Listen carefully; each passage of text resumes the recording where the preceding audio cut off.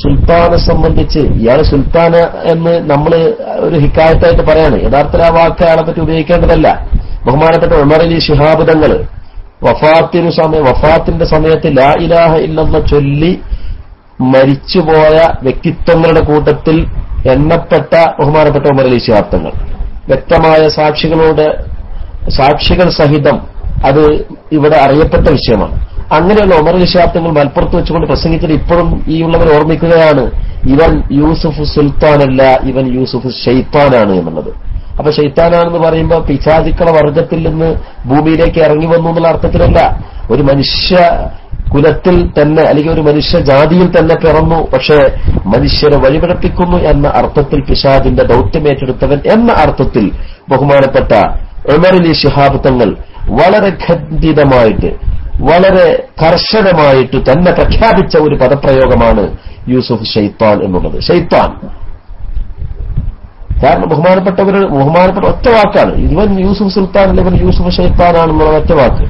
ആ ഒരൊറ്റ വാക്കു അത് കൊള്ളേണ്ടിടത്ത് കൊണ്ടു എന്നുള്ളതാണ് യഥാർത്ഥത്തിൽ ഇന്ന് ഇവിടെ നമ്മളിന്ന് കേട്ട ലൈവിന്റെ ആകത്തുക എന്നാണ് നമുക്ക് മനസ്സിലാക്കാൻ സാധിച്ചത്. എന്റെ സഹോദരന്മാരെ, ബഹുമാനപ്പെട്ട പാണക്കാട് തങ്ങന്മാരെ സംബന്ധിച്ച് ആരൊക്കെ എന്തൊക്കെ പറയുന്നുണ്ടെങ്കിലും അവരെ സംബന്ധിച്ച് രാഷ്ട്രീയ ലക്ഷ്യം വെച്ചുകൊണ്ടോ അതല്ലെങ്കിൽ സംഘടനാപരമായ ലക്ഷ്യം വെച്ചുകൊണ്ടോ അതല്ലെങ്കിൽ അവരുടെ സമുദായത്തിൽ ഇതര സമുദായത്തിൽ പൊതുസമൂഹത്തിൽ പാണക്കാട് സയ്യിദന്മാർക്കുള്ള അംഗീകാരവും ബഹുമാനവും ആദരവും അതോട് അസൂയ വെച്ചതിന്റെ പേരിലോ അവരോട് എതിർക്കുന്നവരുണ്ട്, അല്ലെങ്കിൽ രാഷ്ട്രീയപരമായിട്ട് എതിർപ്പുള്ളവർ ഉണ്ടാകും. ഇപ്പൊ മുസ്ലിം ലീഗിനോടുള്ള എതിർപ്പുള്ള ആളുകൾ പക്ഷെ അതിന്റെ നായകന്മാർ എന്ന നിലക്ക് പാണക്കാട് തങ്ങന്മാരുടെ എതിർപ്പുള്ളവരുണ്ടാവും. പക്ഷെ ഇതങ്ങനല്ല. ഇയാൾ പ്രയോഗിച്ച പ്രയോഗം എത്രമാത്രം മോശമായ പ്രയോഗം നിങ്ങളൊന്ന് ആലോചിച്ച് നോക്കൂ. ബഹുമാനപ്പെട്ട പാണക്കാട് സാദാത്യങ്ങളെ സംബന്ധിച്ച് അവരെ സംബന്ധിച്ച് എന്താണ് പറഞ്ഞത് എന്നിപ്പോ എനിക്ക് പറയാൻ കഴിയുന്നില്ല. അവരൊക്കെ ജാരസന്താനങ്ങളാണ് എന്ന വിധത്തിൽ പ്രതികരിച്ച ഇയാള് നിങ്ങൾ ആലോചിച്ച് നോക്കണം. എവിടേക്കാണത് എത്തുന്നത്? ബഹുമാനപ്പെട്ട പൂക്കോയത്തങ്ങള് അള്ളാഹുവിന്റെ ഔലിയാക്കളിൽപ്പെട്ടയാള് എന്ന് പണ്ഡിതന്മാർ മാത്രമല്ല പൂക്കോയത്തങ്ങളെ സംബന്ധിച്ച് പറഞ്ഞിട്ടുള്ളത്. പൂക്കോയത്തങ്ങളെ സംബന്ധിച്ച് പറഞ്ഞിട്ടുള്ളത് ഇവിടുത്തെ സാധാരണക്കാർ പോലും പൂക്കോയത്തങ്ങളുടെ ജീവിതത്തിലുള്ള കറാമത്തുകളും അത്ഭുതങ്ങളും അവിടുത്തെ ജീവിതത്തിന്റെ വിശുദ്ധിയും അവിടുത്തെ വാക്കുകളുടെ പ്രതിഫലനവും അവിടുത്തെ വാക്കിന്റെ തൗഫീറും ഒരുപോലെ അംഗീകരിച്ചതാണ്. അതിലാർക്കും തർക്കമില്ല. കേരള മുസ്ലിങ്ങൾക്കിടയിൽ തർക്കമില്ലാത്ത വിഷയങ്ങളിൽപ്പെട്ട ഒന്നാണ് പൂക്കോയത്തങ്ങളുടെ മാഹാത്മ്യം എന്നുള്ളത്.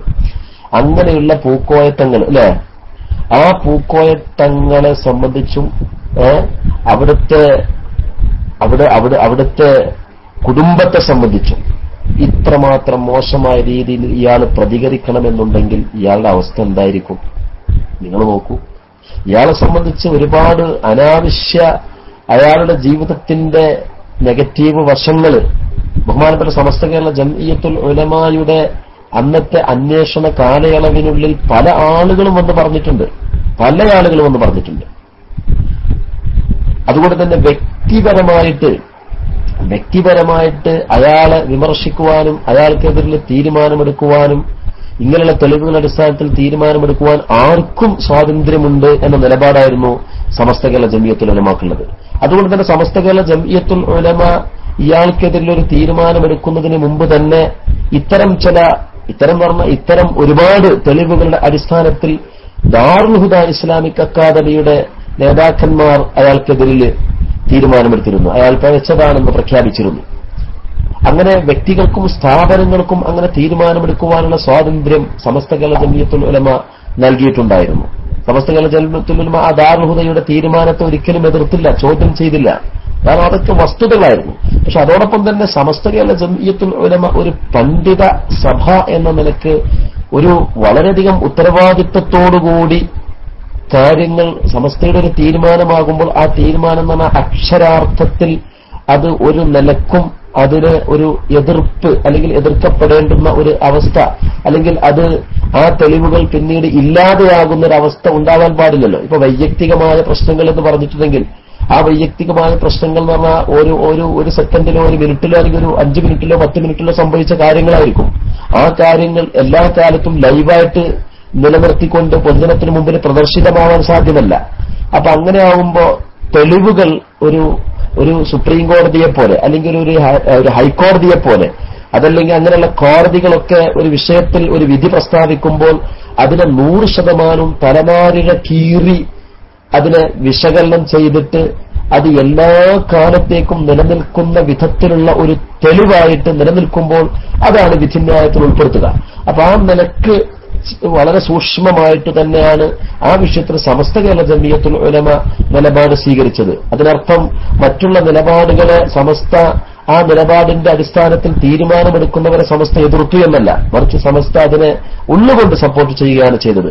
അതോടൊപ്പം തന്നെ സമസ്ത ഒരു ഉത്തരവാദപ്പെട്ട സമുദായത്തിന്റെ മൊത്തം കാര്യങ്ങളെ വളരെ ജാഗ്രതയോടുകൂടി നേതൃത്വം വഹിച്ചുകൊണ്ടിരിക്കുന്ന ഒരു പ്രസ്ഥാനം എന്ന നിലക്ക് ഒരു വ്യക്തിയെ സംബന്ധിച്ചൊരു കാര്യം പറയുമ്പോൾ വളരെയധികം സൂക്ഷിച്ചുകൊണ്ടായിരിക്കണമല്ലോ എന്ന നിലക്ക് സമസ്ത കേരള ജംഇയ്യത്തുൽ ഉലമാന്റെ ശർഈയായ വശത്തിലൂടെയുള്ള തീരുമാനത്തെ മറ്റൊരു വിധത്തിൽ സമൂഹത്തിൽ ബോധ്യപ്പെടുത്തുകയാണ് ഉണ്ടായത്. അതോടൊപ്പം തന്നെ നിങ്ങൾ നോക്കൂ സഹോദരങ്ങളെ, ആ തീരുമാനം വരുന്നതിന് മുമ്പ് എന്തുമാത്രം സമസ്തയെ എന്തുമാത്രമായിരുന്നു അവര് ഇയാളും ഈ ഷെയ്ഖും ഇയാളുടെ മുരീദുമാരും പൊന്തിച്ചു പറഞ്ഞിട്ടുണ്ടായിരുന്നത്. സമസ്ത എന്തുമാത്രം ഉഷാറാക്കിയിട്ടാണ് അവർ സംസാരിച്ചിട്ടുണ്ടായിരുന്നത്. എന്റെ അടുക്കൽ തന്നെ ഒരു ലഘുലേഖ ഉണ്ട്, ഇവരിറക്കിയ ലഘുലേഖ. ആ ലഘുലേഖയിൽ ഇവർ പറയുന്നുണ്ട് സമസ്ത കേരള ജംഇയ്യത്തുൽ ഉലമ ഒരു മത സംഘടന എന്ന നിലക്കും മുസ്ലിം ലീഗ് ഒരു മുസ്ലിം രാഷ്ട്രീയ സംഘടന എന്ന നിലക്കും ഇവിടെ കേരളത്തിൽ നിലനിൽക്കേണ്ടതും അതിനോട് യോജിച്ചുകൊണ്ട് പ്രവർത്തിക്കേണ്ടതുമാണ് എന്ന് ഈ പറഞ്ഞ യൂസുഫ് കളരിക്കൽ എന്ന് പറഞ്ഞ ഈ വ്യക്തി തന്നെ പറയുന്നതായിട്ട് അവരിറക്കിയ ഒരു കുറിപ്പ് എന്റെ കയ്യിൽ തന്നെ ഉണ്ട്. കേരളത്തിൽ മതസംഘടന എന്ന നിലയ്ക്ക് സമസ്ത കേരള ജംഇയ്യത്തുൽ ഉലമയും അതുപോലെ മുസ്ലിമീങ്ങളുടെ ന്യൂനപക്ഷ മുസ്ലിമീങ്ങളുടെ രാഷ്ട്രീയ നിലനിൽപ്പിനാവശ്യമായ സംഘടന എന്ന നിലയ്ക്ക് മുസ്ലിം ലീഗിനോടും നമ്മൾ വളരെയധികം യോജിച്ച് പ്രവർത്തിക്കണം, അതിന്റെ പിന്നിൽ പ്രവർത്തിക്കണം എന്ന് ഇയാൾ ആഹ്വാനം ചെയ്യുന്ന കുറിപ്പുണ്ട്. പക്ഷേ സമസ്ത കേരള ജംഇയ്യത്തുൽ ഉലമ ഈ തീരുമാനമെടുത്തപ്പോ ആ തീരുമാനമെടുത്തതിന് ശേഷമുള്ള സമസ്തയെ അല്ല ഇവരെതിർക്കുന്നത്. അവർക്ക് ഇങ്ങനെ പറയുകയാണെങ്കിൽ അതൊരു ന്യായമുള്ള വർത്തമാനമായിരുന്നു. എന്ത്, സമസ്ത കേരള ജംഇയ്യത്തുൽ ഉലമ ഞങ്ങൾക്കെതിരിൽ തീരുമാനമെടുത്തു കഴിഞ്ഞപ്പോൾ നിലവിലുള്ള സമസ്തക്കാർ ശരിയല്ല, അങ്ങനെ പറയായിരുന്നുവെങ്കിൽ അതൊരു ന്യായം ഉണ്ട് എന്ന് നമുക്ക് ഒരു ന്യായം വേണമെങ്കിൽ പറഞ്ഞു നോക്കാൻ പറ്റുമായിരുന്നു.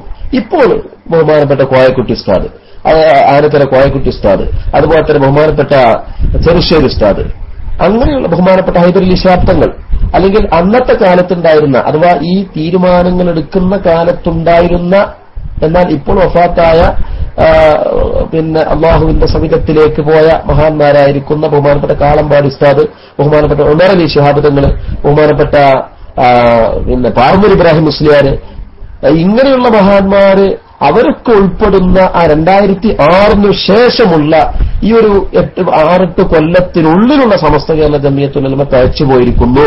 അവർക്ക് അവരുടെ ദിശ തെറ്റിപ്പോയിരിക്കുന്നു, അവരുടെ സ്ഥാപിത ലക്ഷ്യത്തിൽ നിന്ന് അവർ വഴിമാറിപ്പോയിരിക്കുന്നു എന്നിങ്ങനെ ആണ് പറയുന്നതെങ്കിൽ, എന്നിങ്ങനെയാണ് അവർ ആക്ഷേപിക്കുന്നതെങ്കിൽ ആ ആക്ഷേപത്തിന് നമുക്ക് എന്താകാമായിരുന്നു? ഇനി അവർ തഴച്ചതാണെന്ന് തീരുമാനിച്ചപ്പോൾ സ്വാഭാവികമായിട്ടുണ്ടായ ഒരു പ്രതികരണം അല്ലെങ്കിൽ വൈകാരികമായ ഒരു പ്രതികരണം, അങ്ങനെ നമ്മൾ സാധാരണ പറയാറുണ്ടല്ലോ. നമ്മൾ സാധാരണ പറയാറുണ്ട്, ഞാനങ്ങനെ പറഞ്ഞു പോയത്, എനിക്ക് അങ്ങനെ ദേഷ്യം പിടിച്ചപ്പോൾ പറഞ്ഞു പോയതാണ്, ദേഷ്യത്തിൽ ഞാനങ്ങനെ പറഞ്ഞു പോയതാണ് എന്നൊക്കെ നമ്മൾ പറയാറുണ്ടല്ലോ. ആ രൂപത്തിൽ നമുക്കതിനെ ന്യായീകരിക്കാമായിരുന്നു. പക്ഷെ ഇവർ അങ്ങനെയല്ലല്ലോ ചെയ്തത്. ഇവർ ചെയ്തത് പാങ്ങിൽ അഹമ്മദ് കുട്ടി മുസ്ലിയാരെ സംബന്ധിച്ച് എന്താ ഇവൻ പറഞ്ഞത്, എന്താ ഇയാൾ പറഞ്ഞത്? ഞാൻ ആ വാക്കോട് ഉദ്ധരിക്കുന്നില്ല. എത്രമാത്രം മോശപ്പെട്ട, അല്ലെ, എത്രമാത്രം വൃത്തികെട്ട. എന്നിട്ട് ഇപ്പോഴും ആ എന്താണ് വരതിരിക്കില്ല എന്ന് പറഞ്ഞ ഒരു ചങ്ങായി ഇപ്പോഴും എഴുതി കാണിക്കണതില്ല. ഇവർക്കൊക്കെ അന്തം ആണ്. ജമാൽ കീസാന്നാ തോന്നുന്നത്. അന്തം എന്ന് പറയുന്ന സംഗതി ഉണ്ടോ? ഈ കോലത്തിന് തോന്നിവാസവും വൃത്തികേടും അനാവശ്യവും, അല്ലെ, നാവ് കൊണ്ട് ഇത്രമാത്രം തോന്നിവാസവും ഫഹ്ഷും അനാവശ്യവും സംസാരിക്കുന്ന ഒരു വ്യക്തി. എന്നിട്ട് ആ വ്യക്തി അയാൾ എന്ത് പറഞ്ഞാലും അത് മുസാഫിന്റെ നടുക്കത്തെ കണ്ടായിട്ട് കാണുകയും ചെയ്യാം, അല്ലെ? ഇതൊരു മുഅ്മിനിന്റെ ലക്ഷണമാണ്. ഒരു മുഅ്മിനെ ഒരു മാളത്ത് 2 തവണ പാമ്പ് കൊത്തൂലാന്നാ. ഒരു തവണ കൊത്തിക്കഴിഞ്ഞാൽ മനസ്സിലാക്കേണ്ട അതിന്റെ ഉള്ളിലുള്ള പാമ്പാണ്, ഇനിയും അതിന്റെ ഉള്ളിലേക്ക് കാല് വെക്കാൻ പാടില്ല എന്ന് മനസ്സിലാക്കുകയല്ലേ ഒരു മുഅ്മിനിന്റെ ബുദ്ധി. ആ ഒരു ബുദ്ധി പോലും ഇല്ലാത്ത, അതിന് ഇവരൊക്കെ പറയുന്നത് വെച്ചാൽ ഇവരെ കേരളത്തിൽ മുഅ്മിനില്ലാന്നാ, മുഅ്മിനുള്ളത് ഇവർ മാത്രമെന്നാണ് ഇവരുടെ വാദം. ഇവരുടെ വാദം എന്തെന്ന് വെച്ച് കഴിഞ്ഞാൽ മുഅ്മിൻ എന്ന് പറയാൻ ഇവർ മാത്രമേ ഉള്ളൂ. അപ്പൊ ബാക്കിയുള്ളവരോ അതൊക്കെ കാര്യശുമാരി മുസ്ലിമീങ്ങളാണ്, ദുനിയാവിൽ മുസ്ലിം എന്നുള്ള ആ ഒരു വാഹിറായ ഹുക്മ് അത് മാത്രമേ അവർക്കുള്ളൂ. ആ പരലോകത്തെ നജാത്തുള്ള മുഅ്മിൻ എന്നുള്ള പദവി ആർജിക്കണമെന്നുണ്ടെങ്കിൽ ഇവരുടെ കൂട്ടത്തിൽ കൂടണം. ഈ ഒരു വളരെ മോശമായ മുസ്ലിമീങ്ങളെ ഇഹ്തിഖാർ ചെയ്യുന്ന മുസ്ലിമീങ്ങളെ ഇത്രമാത്രം നിന്ദിക്കുകയും നിസ്സാരവൽക്കരിക്കുകയും ചെയ്യുന്ന, നിങ്ങൾ നോക്കണം, എം.എൻ. വിജയൻ അവൻ സ്വർഗത്തിലാണ്. താങ്കൾ ആയത് മുസ്ലിയാരോ അല്ലെങ്കിൽ ഉമർ അലി ശിഹാബ് അതല്ലെങ്കിൽ ബഹുമാനപ്പെട്ട തൃപ്പഞ്ചു ഉസ്താദോ ഇങ്ങനെയുള്ള ആൾക്കാരോ അത് നേരെ തിരിച്ചു. ഈ കോലത്തിൽ നരേന്ദ്രമോദിയെ പൊന്തിച്ച് പറഞ്ഞ് മുസ്ലിം ലീഗുകാരിൽ മുജാഹിദും ജമാഅത്തും അവരൊക്കെ എങ്ങനെ നന്നാവോ? നരേന്ദ്രമോദി ഭരണത്തിലെത്തിയാലും നമ്മൾ രണ്ട് കറാമത്തോട് നന്നാവുന്നാ പറഞ്ഞത് അല്ലേ? ഈ കോലത്തിലുള്ള ആൾക്കാരാണ്. അപ്പൊ ഇവരൊക്കെ എന്ത് ഇസ്ലാമികതയാണ് ഇവരിലുള്ളത്, എന്ത് മുസ്ലിം ബോധമാണ് ഇവരിലുള്ളത്. എന്നിട്ട് പാവങ്ങളായിരിക്കുന്ന കുറെ ആളുകൾ ആത്മീയ ദാഹം തീർക്കുക എന്നുള്ള ഉദ്ദേശമായിരിക്കും ചിലർക്കുണ്ടാകുക. അതിപ്പോ നമ്മുടെ കൂട്ടത്തിൽ നിന്ന് മുജാഹിദാകുന്ന ഒരുപാട് ചെറുപ്പക്കാരുണ്ട്, ജമാഅത്താകുന്ന ചില ആളുകളുണ്ട്. അവരുടെയൊക്കെ മനസ്സിൽ ഇതൊക്കെ നന്നാവണം എന്ന നിലക്ക് മുജാഹിദും ജമാഅത്തും ആകുന്ന കുറെ ആൾക്കാരുണ്ട്. കുറെ ആളുകൾ പിന്നെ മറ്റുള്ള പ്രലോഭനങ്ങൾക്ക് വഴങ്ങിക്കൊണ്ട് അതല്ലെങ്കിൽ പ്രാദേശികമായ എന്തെങ്കിലും വിഴുപ്പനക്കലുകൾക്ക് വേണ്ടി മുജാഹിദും ജമാഅത്തൊക്കെ ആകുന്ന ആൾക്കാരുണ്ട്. അതേസമയത്ത് സ്വയം നന്നാവണം, ഈ മുജാഹിദിന്റെയും ജമാഅത്തിന്റെയും ബാധയാണ് ശരി എന്ന് തെറ്റിദ്ധരിച്ചു പോകുന്ന ആളുകളും ആ കൂട്ടത്തിലുണ്ട്. എന്നതുപോലെ ഈ തെറ്റിദ്ധാരണന്റെ അടിസ്ഥാനത്തിൽ ഇയാളൊപ്പം കൂടിയ ആളുകളുണ്ട്. ആ ആളുകളൊക്കെ എന്താണ് ഇയാളിൽ കാണുന്ന മഹത്വം, എന്താണ് ഈ കാണുന്ന വൃത്തികെട്ട വാക്കുകളും വിചാരങ്ങളും ഈ കാണുന്ന ആക്ഷേപങ്ങളും ഈ കാണുന്ന രൂപത്തിലുള്ള പെരുമാറ്റങ്ങളും, ഇതല്ലാതെ പിന്നെ എന്താണ് അയാൾ കാണുന്ന മഹത്വം? ഇത് പറയുന്ന സമയത്ത് അവർ പറയുന്ന ഒരു വർത്തമാനമുണ്ട്. എന്താണ് അവർ പറയുന്ന വർത്തമാനം? അവർ സ്വാഭാവികമായിട്ടും പറയാറുണ്ട്, നിങ്ങളെ കൂട്ടത്തിൽ അങ്ങനെയുള്ള ആൾക്കാരില്ലേ, നിങ്ങളെ കൂട്ടത്തിലുള്ള ഇങ്ങനെയുള്ള ആൾക്കാരില്ലേ. ഇനിയിപ്പോ അവർ മറുപടി പറയുന്ന സമയത്ത് എന്തായിരിക്കും സംഭവിക്കാന്ന് വെച്ച് കഴിഞ്ഞാല്, നമ്മളിപ്പോ പിന്നെ എ.പി. അബൂബക്കർ മുസ്ലിയാരുടെ ചില കാര്യങ്ങൾ പറഞ്ഞതായിട്ട് നമ്മളുടെ പ്രഭാഷണങ്ങളിൽ ചില പ്രഭാഷകർ ഉന്നയിച്ച ചില വിഷയങ്ങൾ എടുത്തിടും. എന്നിട്ട് പറയും, കാരണം നിങ്ങളും അങ്ങനെ പറഞ്ഞിട്ടില്ലേ എന്ന് പറയും. അവരോട് വളരെ കൃത്യമായിട്ട് തന്നെ ഇപ്പൊ തന്നെ മറുപടി പറയട്ടെ. ഇവിടെ മാറ്റുരക്കുന്നത് എന്താണ്? ഇവിടെ ഒരു ശൈഖ് എന്നുള്ള അവകാശവാദം ഉന്നയിക്കുന്ന ഒരു വ്യക്തിയിൽ നിന്നുണ്ടാകുന്ന ദൂഷ്യങ്ങളാണ്. അതേസമയത്ത് ഇവിടെ ഇപ്പൊ നമ്മളാരെങ്കിലും നമ്മുടെ സ്റ്റേജിൽ പ്രസംഗിക്കുന്ന ഒരു പ്രഭാഷകൻ, അതേത് പ്രഭാഷകനുമാവട്ടെ, ഞാനാവട്ടെ അല്ലെങ്കിൽ അബൂബക്കർ ഹുദവിയാവട്ടെ, അതല്ലെങ്കിൽ നമ്മുടെ സിദ്ദീഖ് അരിമ്പ്രയാവട്ടെ, സലാം സാഹിബാവട്ടെ, ആരാവട്ടെ, നമ്മളാരും പ്രസംഗത്തിന്റെ ഇടയിൽ ഞാനൊരു സ്വാലിഹായ മനുഷ്യനാണ്, ഞാനൊരു മുത്തഖിയായ മനുഷ്യനാണ്, ഞാനൊരു വലിയ മനുഷ്യനാണ്, ഞാൻ റസൂലിന്റെ നായിബാണ്, ഞാൻ നിങ്ങളുടെ ഹിദായത്തിന്റെ ഉടമയാണ്, ഞാൻ ഷെയ്ഖാണ്, ഞാൻ മുറബ്ബിയാണ്, ഞാൻ അൽ ഉസ്താദുൽ കാമിൽ എന്ന പദവി ആർജിച്ച ആളാണ്, ഞാൻ അൽ മുർഷിദുൽ മുസല്ലിഖ് എന്ന പദവി ആർജിച്ചയാളാണ്, ഞാൻ നഫ്സുകളുടെ എല്ലാ കടമ്പുകളും കടന്നുകൊണ്ട് അള്ളാഹുവിന്റെ മഅരിഫത്തിൽ വിലയം പ്രാപിച്ചുകൊണ്ട് തിരിച്ചെത്തിയ വ്യക്തിയാണ്, ഞാൻ അമ്പിയാക്കളുടെ മക്കാമിനെ ആർജിച്ച വ്യക്തിയാണ്, റസൂലിന്റെ നായിബാണ് എന്നിങ്ങനെ അവകാശവാദം ഉന്നയിച്ചു വരുന്ന ഒരു വ്യക്തിയിൽ നിന്ന് ഈ വരുന്ന ദൂഷ്യങ്ങൾ അതാണ് നമ്മൾ ആലോചിക്കേണ്ടത്. വളരെ വ്യക്തമായിട്ട് നമ്മൾ മനസ്സിലാക്കണം. ഇപ്പൊ നബി സല്ലല്ലാഹു അലൈഹി വസല്ലം തങ്ങളെ സംബന്ധിച്ച് നമ്മൾ പറയാൻ എന്താ പറയുന്നത്? നബി സല്ലല്ലാഹു അലൈഹി വസല്ലം തങ്ങൾക്ക് ജന്മം മുതൽക്ക് വഫാത്ത് വരേക്കും ഒരു തലക്കും തെറ്റ് സംഭവിക്കൂല. നബി സല്ലല്ലാഹു അലൈഹി വസല്ലം തങ്ങൾക്ക് ജന്മം മുതൽക്ക് വഫാത്ത് വരേക്കും ഒരു തലക്കും തെറ്റ് സംഭവിക്കൂല. അത് പറഞ്ഞ സമയത്ത് വേറൊരാൾ അതിന് മറുപടി തരാൻ വേണ്ടി വന്നു. അങ്ങനെയാണെങ്കിൽ ഉമർ ഇബ്നുൽ ഖത്താബ് തങ്ങൾ ചെറുപ്പത്തിൽ എന്തെല്ലാം തെറ്റ് ചെയ്തു? നബിയെ വാളുകൊണ്ട് കൊല്ലാൻ വേണ്ടി വന്നില്ലേ? ഈ ജാതി തെറ്റ് ചെയ്തില്ലേ? മറ്റു സഹാബത്തുകൾ അവരുടെ ചെറുപ്പത്തിൽ ഇസ്ലാം മതം സ്വീകരിക്കുന്നതിന് മുമ്പ് ഒരുപാട് തെറ്റുകൾ തോന്നിയാസങ്ങൾ ചെയ്തില്ലേ? എന്ന് ചോദിച്ചാൽ ഇതിനെന്താ മറുപടി വരാൻ? അത് തമ്മിൽ ബന്ധമുണ്ടോ? ഒരാൾ ഞാൻ എല്ലാ നിലക്കും നല്ലവനാണ്, എല്ലാ നിലക്കും ഉന്നതനാണ്, എല്ലാ നിലക്കും ഉയരത്തിലാണ്, എല്ലാ പദവികളും ആർജിച്ചവനാണ്, എല്ലാ ഔലിയാക്കളിന്റെ താഴെയാണ്, ഞാൻ മാത്രമാണ് വലിയ, എനിക്ക് ശേഷം ഇനി മഹദിയാണ്, മറ്റൊരു വലിയ വരാനില്ല, ഇത്യാദി കാര്യങ്ങൾ പറഞ്ഞുകൊണ്ട് പ്രത്യക്ഷപ്പെട്ട ഇയാളീ തോന്നിയാസം ചെയ്യുമ്പോൾ നമ്മളെപ്പോലത്തെ സാധാരണക്കാരാൾക്ക് ഇപ്പൊ നാളെ മറുപടി അറിയുന്ന സമയത്ത് എം.ടി. അബൂബക്കർ ദാരിമി എന്ന് പറയുന്ന ആ ഫുലാൻ ഇന്ന കാര്യം ചെയ്തിട്ടുണ്ട്, അവൻ സ്കൂളിൽ പഠിക്കുന്ന കാലത്ത് അല്ലെങ്കിൽ മദ്രസ പഠിക്കുന്ന കാലത്ത് കോളേജിൽ പഠിക്കുന്ന കാലത്ത് അങ്ങനെ ചെയ്തിട്ടുണ്ട് ഇങ്ങനെ ചെയ്തിട്ടുണ്ട് എന്ന് പറഞ്ഞുകൊണ്ട് അതിന് മറുപടി ആവില്ല. കാരണം ഞാൻ പരിശുദ്ധനാണെന്ന് ഞാൻ വാദിച്ചിട്ടില്ല. ഞാൻ പരിശുദ്ധനാണെന്ന് വാദിച്ചുകൊണ്ട് ഞാൻ എല്ലാ കാലത്തും പരിശുദ്ധനാണ്, എന്റെ പരിശുദ്ധി കണ്ടുകൊണ്ട് നിങ്ങൾ പരിശുദ്ധരാകൂ എന്ന് ഞാനൊരിക്കലും തന്നെ ഞാൻ എന്റെ ശിഷ്യന്മാരോട് വരെ പറഞ്ഞിട്ടില്ല. അങ്ങനെ പറഞ്ഞിട്ടുണ്ടെങ്കിൽ നിങ്ങൾക്ക് എന്നെ ആക്ഷേപിക്കാം. ദാരിമി, നിങ്ങളാ പറഞ്ഞത് എന്തടിസ്ഥാനത്തിലാണ്? എന്തെങ്കിലും അടിസ്ഥാനം വേണ്ടേ? നിങ്ങളാ പറഞ്ഞത് ശരിയല്ല, കാരണം നിങ്ങൾക്ക് ഇന്നാലിന്ന തെറ്റുകൾ നിങ്ങളിൽ നിന്ന് സംഭവിച്ചിട്ടുണ്ട്. സ്വാഭാവികമായിട്ടും പറയാം.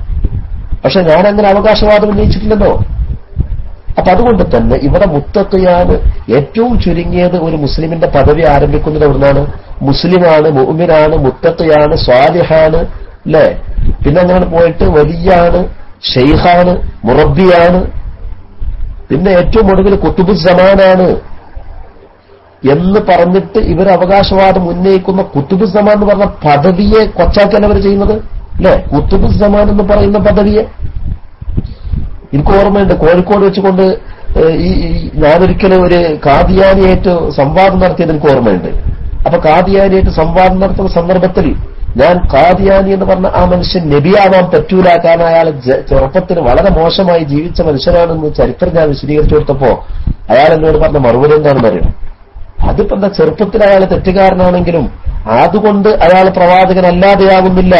കാരണം എന്തുകൊണ്ട് എന്ന് ഞാൻ ചോദിച്ചപ്പോ മുഹമ്മദ് നബി സല്ലല്ലാഹു അലൈഹി വസല്ലം തങ്ങൾ പോലും അങ്ങനെയായിരുന്നില്ലേ എന്നാണ് എന്നോട് ചോദിച്ചത്. അപ്പൊ ഞാൻ പറഞ്ഞു, എന്ത് മനുഷ്യ നിങ്ങൾ ഈ പറയുന്നത്? മുഹമ്മദ് നബി സല്ലല്ലാഹു അലൈഹി വസല്ലം തങ്ങൾ ചെറുപ്പത്തിൽ അങ്ങനെയായിരുന്നോ? എന്താ നിങ്ങൾ ഈ പറയുന്നത് എന്ന് ചോദിച്ചപ്പോ അയാൾ പറഞ്ഞു, അങ്ങനെ തന്നെയായിരുന്നു, ഖുർആൻ പറഞ്ഞിട്ടില്ലേ? ആ ഖുർആനിൽ എവിടെയാ പറഞ്ഞതെന്ന് ചോദിച്ചു. അപ്പൊ പറഞ്ഞു, വജദക ളാല്ലൻ ഫഹദ എന്ന് പറഞ്ഞിട്ടില്ലേ?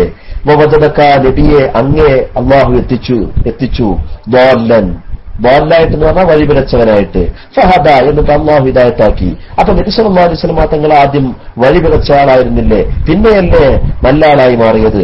തത്തുല്യമായിട്ട് മീർസക്കും സംഭവിച്ചു, അതിലിപ്പോ എന്താ കുഴപ്പം? ഞാൻ പറഞ്ഞു, ആ ആയത്തിന്റെ തഫ്സീർ അങ്ങനെയല്ല. ആ ആയത്ത് നിങ്ങൾ മനസ്സിലാക്കിയതുപോലെ ഇല്ല. ആ ആയത്തിന്റെ അർത്ഥം ഈ സമൂഹത്തെ നന്നാക്കുവാനും ഈ സമുദായത്തെ ജാഹിലിയത്തിൽ നിന്ന് രക്ഷപ്പെടുത്തുവാനും എന്തുണ്ട് മാർഗം എന്നതിനെക്കുറിച്ചുള്ള അന്വേഷണത്തിൽ ആ മാർഗം കണ്ടെത്താൻ കഴിയാതെ വിഷമിക്കുന്ന രംഗത്തെക്കുറിച്ചാണ് വിശുദ്ധ ഖുർആൻ അവിടെ അങ്ങനെ പ്രയോഗിച്ചിട്ടുള്ളത്. എന്നിട്ട് അവരെ നന്നാക്കുവാനും ജാഹിലിയത്തിൽ നിന്ന് ഇസ്ലാമിയത്തിലേക്ക് സമൂഹത്തെ കൊണ്ടുവരാൻ ആവശ്യമായ മാർഗം കാണിച്ചു കൊടുത്തു എന്ന അർത്ഥത്തിലാണ് ഫഹദ എന്ന് പറഞ്ഞിട്ടുള്ളത് എന്ന് പറഞ്ഞപ്പോ അതെവിടെ പറഞ്ഞതെന്ന് ചോദിച്ചു. അപ്പൊ ഞാൻ എനിക്കപ്പോ ഒരു ഇൽഹാമ് പോലെ, അല്ലെങ്കിൽ എനിക്കപ്പോ ഒരു തോന്നൽ, എനിക്ക് അല്ലാഹു ഒരു ഇലാഹിയ തൗഫീഖ് കിട്ടുന്നു എനിക്ക് ഇങ്ങനെ തോന്നുകയാണ്. ഞാനപ്പോ പറഞ്ഞത് നിങ്ങളുടെ നേതാവായ മീർസയുടെ തഫ്സീറിൽ തന്നെ അങ്ങനെയുണ്ട് എന്ന് ഞാൻ വെറുതെ അങ്ങോട്ട് വരായി പോലെ പറഞ്ഞു.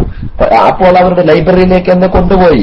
ലൈബ്രറിയിൽ വെച്ചുകൊണ്ട് മീർസയുടെ ഖുർആൻ പരിഭാഷ ട്രാൻസ്ലേഷൻ നിങ്ങൾ മറിച്ചു നോക്കിയപ്പോ മീർസ തന്നെ പറയുന്നു ളാല്ലൻ എന്ന് പറഞ്ഞാൽ പിഴച്ച പ്രവാചകൻ എന്ന അർത്ഥത്തിലല്ല, മറിച്ച് ജാഹിലിയത്തിനെ എങ്ങനെ നന്നാക്കാൻ കഴിയുമെന്ന് ആലോചിച്ചുകൊണ്ട് അതിന്റെ മാർഗം കിട്ടാതെ വിഷമിച്ചു നിൽക്കുന്ന പ്രവാചകൻ എന്നാണ് അതിന്റെ അർത്ഥമെന്ന് മീർസ തന്നെ തന്റെ തഫ്സീറിൽ എഴുതി വെച്ചത് വളരെ വ്യക്തമായിട്ട് അവിടുന്ന് വായിക്കാൻ കഴിയുകയും ഉറുദുവിലുള്ള ആ തഫ്സീർ വായിക്കാൻ കഴിയുകയും അത് അയാൾക്ക് മുമ്പാകെ വായിച്ചു കൊടുക്കുകയും എന്റെ മുമ്പിൽ അയാൾ എളുഭ്യരായിക്കൊണ്ട് പരാജയപ്പെടുകയും ചെയ്ത ആ സന്ദർഭമാണ് എനിക്ക് ഓർമ്മ വരുന്നത്. അപ്പോൾ ഒരു ഷെയ്ഖും കുത്തുബുമാണെന്ന് പറഞ്ഞിട്ട് മുറബ്ബിയാണെന്ന് അവകാശവാദം ഉന്നയിച്ചുകൊണ്ട് ആളുകളെ പറ്റിക്കുന്ന ഈ ഏർപ്പാടുകാരന്റെ അവിശുദ്ധ ജീവിതത്തിന്റെ നാനാ തുറകളിലേക്ക് വെളിച്ചം വീശുന്ന ഒരു ലൈവ് നമ്മുടെ മുമ്പിൽ എത്തുമ്പോൾ അതിനെ പ്രതികരിച്ചുകൊണ്ട് ഇനി അബൂബക്കർ ഹുദവിയെയോ അതല്ലെങ്കിൽ മറ്റുള്ള അവിടുത്തെ നമ്മുടെ സിദ്ദീഖ് ഇബ്രാഹിമിനെയോ അവരെ സംബന്ധിച്ച് എന്തെങ്കിലും തോന്നിയാസങ്ങൾ വിളിച്ചു പറഞ്ഞതുകൊണ്ട് അതിന് മറുപടിയാവില്ല. ഈ പറഞ്ഞ കാര്യങ്ങൾക്ക് എന്തുണ്ട് മറുപടി എന്ന് ആ ചോദ്യത്തിന് വളരെ വ്യക്തമായ മറുപടിയാണ് എന്റെ സഹോദരങ്ങളെ ഇവിടെ പ്രതീക്ഷിക്കുന്നത്. ഒരിക്കലും അവർക്കത് നൽകാൻ കഴിയില്ല എന്നുള്ള കാര്യം തീർച്ചയായും അവരെ സംബന്ധിച്ച് അറിയുന്ന ആളുകൾക്കൊക്കെ അതറിയാം. പിന്നെ അവർ പറയുന്നുണ്ട് സമസ്ത കേരള ജമിയത്തുൽ ഉലമയെ സംബന്ധിച്ച് അവർ വല്ലാത്ത വിമർശനം നടത്തുന്നുണ്ട്. ആ വിമർശനത്തിൽപ്പെട്ട ഒരു വിമർശനമാണ് ഇവിടെ കേരളത്തിൽ ഒരുപാട് കുതുബുസ്സമാന്മാർ കഴിഞ്ഞു പോയിരുന്നു, ഒരുപാട് മഹാന്മാർ കഴിഞ്ഞു പോയിരുന്നു. പക്ഷെ സമസ്ത കേരള ജമിയത്തുൽ ഉലമ വന്നതോടുകൂടിയാണ് ഇവിടെ തരീഖത്തിന്റെ മശായിഖുമാർക്കും അതുപോലെ തന്നെ കുതുബുസ്സമാനായ പദവിയിൽ ഇരിക്കുന്ന ആളുകൾക്കും രംഗപ്രവേശം ചെയ്യാൻ സാധിക്കാതെ പോയത്. ബ്രിട്ടീഷുകാരുടെ സന്തതിയായി ഇവിടെ പ്രവർത്തനം ആരംഭിച്ച് തസവൂഫിൽ നിന്ന് ജനങ്ങളെ അകറ്റുവാൻ വേണ്ടി തുടങ്ങിവെച്ച സമസ്ത കേരള ജമിയത്തുൽ ഉലമയുടെ സാന്നിധ്യവും പ്രവർത്തനവുമാണ് ഇതുപോലുള്ള ഖുതുബുസ്സമാൻ പദവി ഒക്കെ അലങ്കരിക്കുന്ന മഹാന്മാരുടെ രംഗപ്രവേശത്തിൽ നിന്ന് കേരളീയ ഭൂമികയെ തടസ്സപ്പെടുത്തിയത് എന്നാണ് അവര് പറഞ്ഞുകൊണ്ടിരിക്കുന്നത്. എന്നിട്ട് അപ്പൊ അവരോട് നമുക്ക് ചോദിക്കാനുള്ള ഒരു ചോദ്യമുണ്ട്. അങ്ങനെയാണെങ്കിൽ സമസ്ത കേരള ജംഇയ്യത്തുൽ ഉലമ 1925 ശേഷമല്ലേ ഇവിടെ വന്നത്? 1926 അതിന്റെ രൂപീകരണം നടന്നത്. അങ്ങനെയുള്ള സമസ്ത കേരള ജംഇയ്യത്തുൽ ഉലമ വരുന്നതിന്റെ ഒരു നൂറ്റാണ്ട് മുമ്പാണ് ബഹുമാനപ്പെട്ട ഖുതുബുസ്സമാൻ അലവിയുൽ മൻഫറബി ഖദ്ദസല്ലാഹു തആല സിർറുൽ അസീസ്, ബഹുമാനപ്പെട്ടവർ ഖുതുബുസ്സമാൻ ആയിരുന്നു എന്ന് രേഖപ്പെടുത്തുന്നത് ആരാണ്, എന്ന് പ്രഖ്യാപിക്കുന്നത് ആരാണ്, എന്ന് സമൂഹത്തെ ബോധ്യപ്പെടുത്തി കൊടുത്തത് ആരാണ്? ബഹുമാനപ്പെട്ട ഉമറുൽ ഖാദി റളിയല്ലാഹു തആല അൻഹു ആണ്. അങ്ങനെയുള്ളതായിരിക്കുന്ന ആ ബഹുമാനപ്പെട്ട മൗലദ്ദവീന അലവിയുൽ മൻഫറബി ഖദ്ദസല്ലാഹു തആല സിർറുൽ അസീസ് തങ്ങളവരുടെ വഫാത്തിന് ശേഷം 100 കൊല്ലം കഴിഞ്ഞിട്ടല്ലേ ഇവിടെ സമസ്ത വരുന്നത്? ഈ 100 കൊല്ലത്തിന്റെ ഇടയിൽ പിന്നെ ഖുതുബുസ്സമാന്മാർ അവിടെ പോയി. അതിന് ഉത്തരവാദി സമസ്തയാണോ? അതിന് ഉത്തരവാദി ബ്രിട്ടീഷുകാരാണോ? ഈ ബ്രിട്ടീഷുകാർക്ക് ഇല്ലാതെയാക്കാൻ കഴിയുന്ന ഒരു പദവിയാണോ ഖുതുബുസ്സമാൻ എന്ന് പറയുന്നത്? ബ്രിട്ടീഷുകാർക്ക് ഇല്ലാതെയാക്കാൻ കഴിയുന്ന ഒരു പദവിയാണോ ഖുതുബുസ്സമാൻ എന്ന് പറയുന്നത്? ബ്രിട്ടീഷുകാർ എന്തെങ്കിലും ഒരു സംഘടന ഉണ്ടാക്കുമ്പോൾ ഇവിടെ ഖുതുബുസ്സമാന്മാരില്ലാതെയാകോ? അപ്പൊ സമസ്തനെക്കാട്ടിലും എത്രയോ ശക്തി കുറഞ്ഞവരാണോ ഖുതുബുസ്സമാന്മാർ? ഖുതുബുസ്സമാന്മാർ എന്ന് പറയുന്നത് സമസ്ത എന്ന് പറയുന്ന ബ്രിട്ടീഷ് സന്തതിയേക്കാൾ ഒരു ശക്തിയും ഊർജ്ജവുമില്ലാത്ത ഒരു കഴിവുമില്ലാത്ത ആളുകളാണോ? അല്ലാഹു സുബ്ഹാനഹു വ തആല ലോകത്തിന്റെ ആത്മീയ സംരക്ഷണത്തിനും ആത്മീയ നിയന്ത്രണത്തിനും വേണ്ടി നിയോഗിക്കുന്ന റിജാലുൽ ഗൈബിന്റെ ഉന്നത സ്ഥാനം വഹിക്കുന്ന ഖുതുബുസ്സമാൻ എന്ന പദവിയിലുള്ള ആളുകളെ എപ്പോൾ വരണമെന്ന് അല്ലാഹു നിശ്ചയിച്ചിട്ടുണ്ട്. അത് വരും. അത് ഇനി സമസ്ത വന്നാലും വരും, അല്ലെങ്കിൽ ബ്രിട്ടീഷുകാർ ഭരണം നടത്തിയാലും വരും, അല്ലെങ്കിലും വരും. മനസ്സിലായില്ലേ?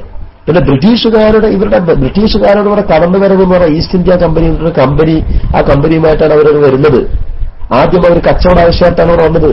പിന്നെ ഇവിടുത്തെ നാട്ടുരാജ്യങ്ങളെ വെട്ടിപ്പിടിച്ചുകൊണ്ട് ഇവിടെ ഭിന്നിപ്പിച്ചു ഭരിക്കൽ തന്ത്രം നടത്തി ടിപ്പു സുൽത്താനെ പോലുള്ള ആളുകൾ, അവർ ശക്തരായ പ്രതിയോഗികളൊക്കെ ഇല്ലാതെയായി.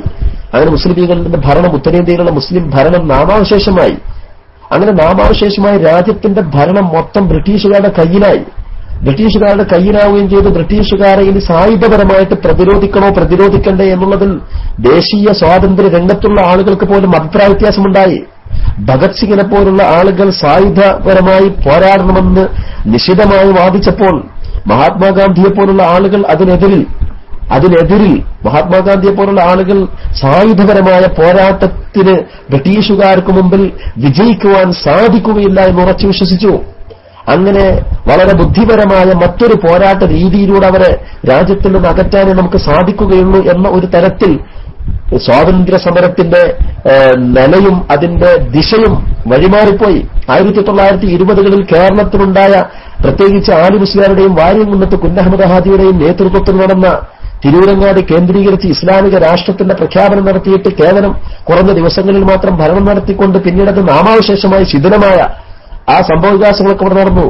അത്തരം സംഭവവികാസങ്ങളും അത്തരം സായുധപരമായ പോരാട്ടം കൊണ്ട് നമുക്ക് ലാഭമല്ല ഉണ്ടാവുക, നഷ്ടമാണ് ഉണ്ടാവുക എന്ന് സമുദായം തിരിച്ചറിഞ്ഞു. അക്കാലത്ത് തന്നെ പണ്ഡിത ലോകം അങ്ങനെയുള്ള ഒരു നീക്കം കൊണ്ട് നമുക്ക് ഗുണം ചെയ്യില്ല എന്ന ഒരു തീരുമാനമെടുത്തു. അവിടെ ആലി മുസ്ലിയാരുടെ ആ കാഴ്ചപ്പാടും അതിനെതിരിൽ അഭിപ്രായപ്പെട്ട മറ്റു പണ്ഡിതന്മാരുടെ കാഴ്ചപ്പാടും തമ്മിൽ അത് തെറ്റാകുന്നില്ല. രണ്ടും ഇജ്തിഹാദിയായ ഒരു ഇഖ്തിലാഫ് മാത്രമാണ്. ഹുദൈബിയ സന്ധിയിൽ ഖുറൈശികളുമായിട്ട് സന്ധി സംഭാഷണത്തിൽ ഏർപ്പെട്ടിയ നബി സല്ലല്ലാഹു അലൈഹി വസല്ലം തങ്ങളുടെ നടപടി, അതേസമയത്ത് എന്തിനാ നബിയെ നമ്മളവർക്ക് കീഴടങ്ങി കൊടുക്കുന്നത്, നമ്മൾ ഇസ്സത്തിലല്ലേ എന്ന് ചോദിച്ചുകൊണ്ട് വികാരഭരിതമായി കൊണ്ട് പ്രതികരിച്ച ഉമർ ഇബ്നുൽ ഖത്താബ് തങ്ങളുടെ ചിന്ത, ഈ രണ്ട് ചിന്തയും തെറ്റാണെന്ന് നമ്മൾ പറയുന്നില്ല. അതിൽ കൂടുതൽ ശരിയേത്, കൂടുതൽ അസ്ലഹേത്, കൂടുതൽ വിജയകരമായതേത്, കൂടുതൽ സാഹചര്യത്തോട് ഇണങ്ങുന്നതേത് എന്നുള്ളത് ഒരു ഇജ്തിഹാദിയായ ഗവേഷണാത്മകമായ ബുദ്ധിജീവികൾക്കിടയിൽ അഭിപ്രായ വ്യത്യാസം വരുന്നൊരു കാര്യമാണ്. സ്വാഭാവികമായിട്ടും ആലി മുസ്ലിയാരുടെയും വാര്യംകുന്നത്ത് കുഞ്ഞഹമ്മദ് ഹാദിയുടെയും അവരുടെ നീക്കങ്ങൾ എന്ന് പറയുന്നത് അള്ളാഹുവിന്റെ അടുക്കൽ വളരെ കൂലി കിട്ടുന്ന കാര്യമാണ്. അവരൊക്കെ ഉന്നതമായ സ്ഥാനത്ത് വിരാജിക്കുന്നവരാണെന്നാണ് നമ്മുടെ പ്രതീക്ഷ. അതോടൊപ്പം തന്നെ അവരുടെ നീക്കങ്ങളെ കൊണ്ട് ഇവിടെ കേരളത്തിലും അല്ലെങ്കിൽ ഇന്ത്യയിലും എന്ത് നേടാൻ കഴിയും എന്നതിനെക്കുറിച്ച്, പ്രത്യേകിച്ച് ഇന്ത്യയിൽ മുസ്ലിങ്ങൾ മാത്രമല്ല ഉള്ളത്, മുസ്ലിങ്ങളുടെ ഭരണശക്തിക്ക് പിന്നെ ക്ഷയം സംഭവിച്ചു.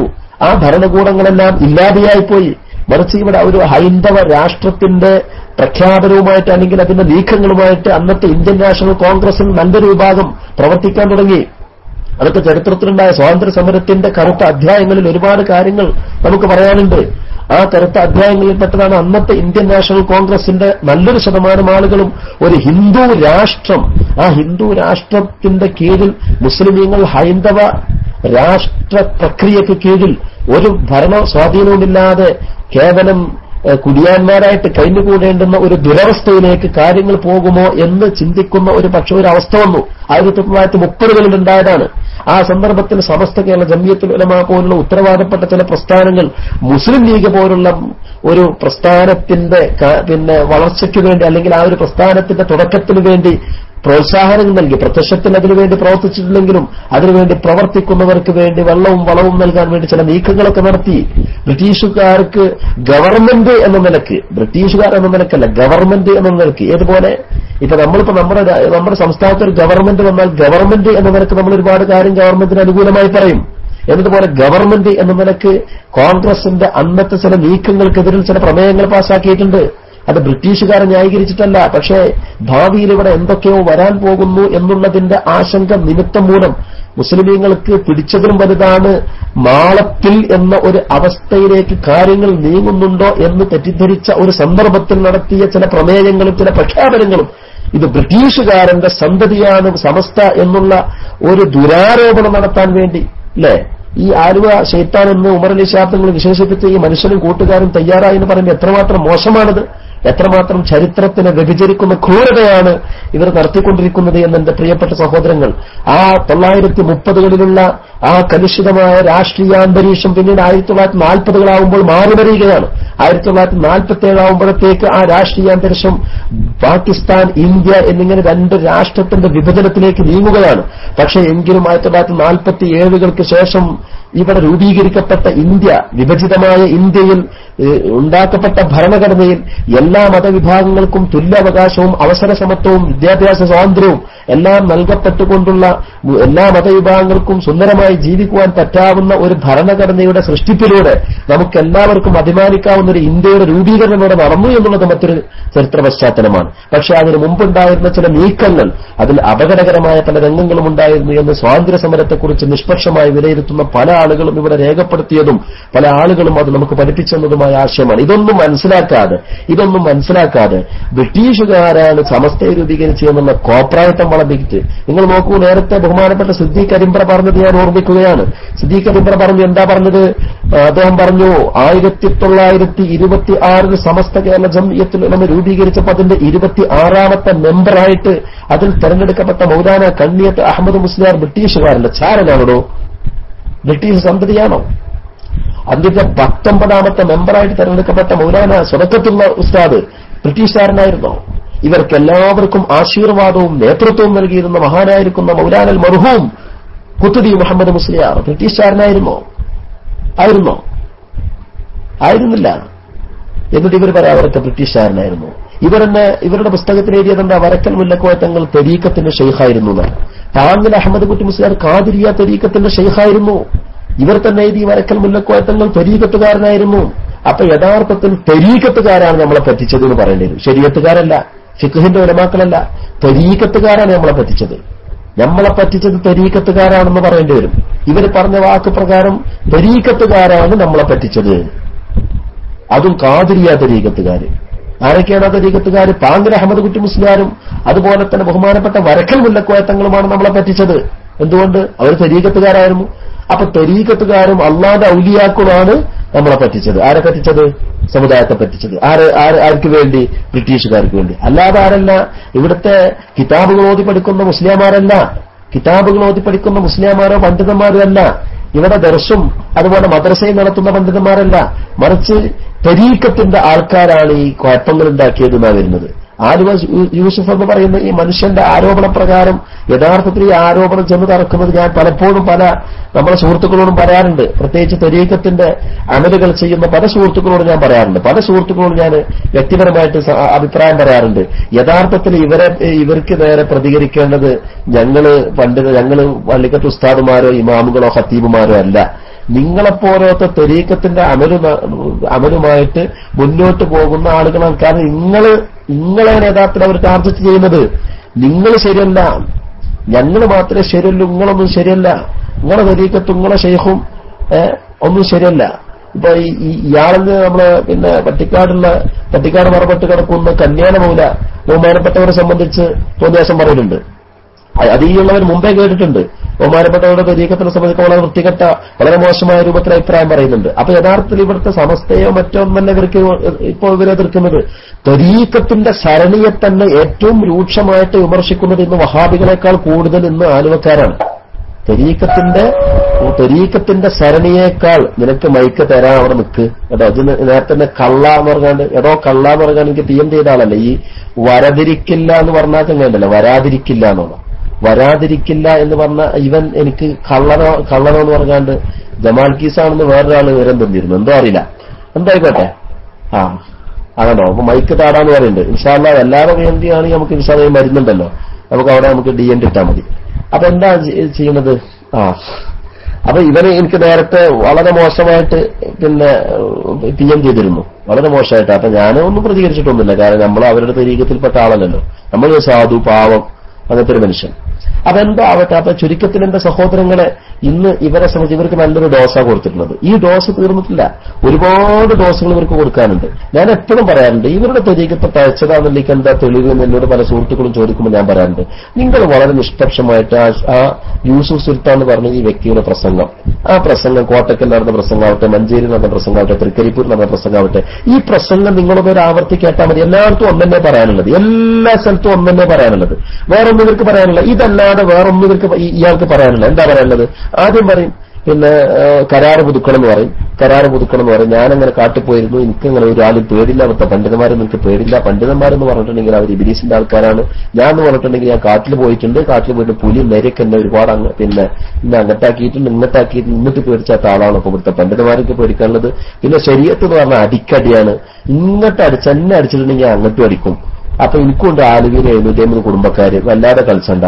പിന്നെ ഇപ്പൊ എനിക്ക് നിങ്ങള് ഡിപ്പാർട്ട്മെന്റില് ഇവിടുത്തെ സമസ്തക്കാർ എല്ലാ ഡിപ്പാർട്ട്മെന്റിലും എനിക്കെതിരിൽ പിന്നെ കുത്തിത്തിരിപ്പുണ്ടാക്കുന്നുണ്ട്. ഡിപ്പാർട്ട്മെന്റിലൊക്കെ കുത്തിത്തിരിപ്പുണ്ടാക്കുമ്പോ ആ സെക്കൻഡിൽ ഞാൻ അറിയുന്നുണ്ട് ഇയാൾ കള്ളം പറയാൻ. ഇയാൾ ഏതെങ്കിലും ഒരു ഡിപ്പാർട്ട്മെന്റില് ഇയാൾക്കെതിരിൽ ഒരു പരാതി സമസ്തയുടെ ഒരു ഔദ്യോഗിക പ്രവർത്തകൻ കൊടുത്തായിട്ട് ഇയാൾക്ക് തെളിയിക്കാൻ കഴിയും. എന്തിനാ ആവശ്യം? നമുക്കിപ്പോ പോലീസ് ഡിപ്പാർട്ട്മെന്റിലോ മറ്റേതെങ്കിലും ഡിപ്പാർട്ട്മെന്റിലോ ആലുവക്കാരനായ മനുഷ്യനെതിരിൽ എന്തെങ്കിലും പരാതി കൊടുക്കാൻ നമുക്കെതിരാത്തതിന്റെ ആവശ്യം. എന്നിട്ട് ഇയാള് ഇത് മൈക്ക് കിട്ടിയ പച്ച നുണ ഇങ്ങനെ പറയണം, നുണ എന്നിട്ട് പറയുന്നേ എന്താ പറയുന്നത്? എനിക്കെതിരിൽ കുത്തിത്തിരിപ്പുണ്ടാക്കാം, ഡിപ്പാർട്ട്മെന്റിൽ കുത്തിത്തിരിപ്പുണ്ടാകാതെ ആ സെക്കൻഡിൽ ഞാൻ അറിയുന്നുണ്ട് ഇന്നൊരു കളിക്കേണ്ട. ശരീരത്തിൽ നിന്ന് അടിക്കടിയാണ്, ഇങ്ങോട്ട് അടിച്ചാൽ അങ്ങോട്ട് അടിക്കും. അപ്പൊ അതിനുള്ള പശ്ചാത്തലം കൂടിയുണ്ട്. താമരശ്ശേരിക്ക് അടുത്തുള്ളൊരു മഹലില് ഇവർ പ്രസംഗിച്ചു. വെറുതെ അവിടെ ഒരു പ്രശ്നമില്ലാത്തൊരു മഹലായിരുന്നു. അവിടെ ഇവർ പ്രസംഗം എന്ന് പറഞ്ഞാൽ ആശയപരമൊന്നുമല്ല. ഇവർ പ്രസംഗത്തിൽ നമ്മുടെ സമസ്തയുടെ ഉലമാക്കളെ വളരെ നീചമായിട്ട് ഇവർ വ്യക്തിത്വത്തെ എടുത്തു കാണിച്ചുകൊണ്ട് ഇങ്ങോട്ട് പ്രസംഗിച്ചപ്പോൾ നാട്ടുകാരെ എഴുത്തുകൊടുത്തു.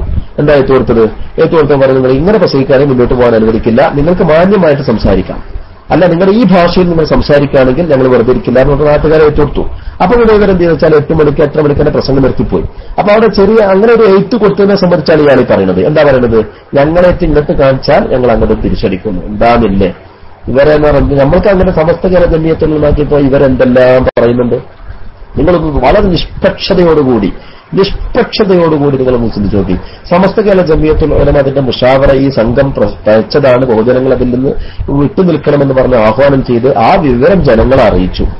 അങ്ങനെ സമസ്തയുടെ ഉലമാക്കൾ കാളമ്പാടി ഉസ്താദാണെങ്കിലും അതുപോലെ തന്നെ കോട്ടമല ഉസ്താദാണെങ്കിലും അതുപോലെ തന്നെ ബഹുമാനപ്പെട്ട ഉമറേ ശാബ്ദങ്ങളാണെങ്കിലും ചെറുശ്ശേരി ഉസ്താദാണെങ്കിലും എത്ര ശാന്തരാണ് അവരെ സംബന്ധിച്ച് നെറിക്കേടിന്റെ വാക്കുകൾ.